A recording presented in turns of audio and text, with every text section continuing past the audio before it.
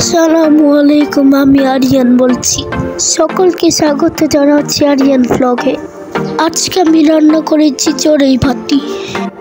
চড়ুই ভাতির খাবারগুলো রান্না করতে মা আমাকে সাহায্য করেছে। রান্নাতে এত মজা হয়েছিল, আমি তো জানতামই না আমার হাতের রান্না এত মজা হবে।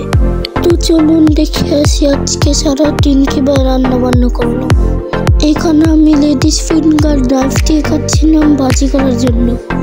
একটি কড়াইতে তেল গরম করে তাতে অনিয়ন দিয়ে দিলাম, তারপর দিলাম লেডিস ফিঙ্গার এবং সামান্য পরিমাণ সল্ট দিয়ে দিলাম। এভাবেই হয়ে গেল আমার লেডিস ফিঙ্গার ভাজি।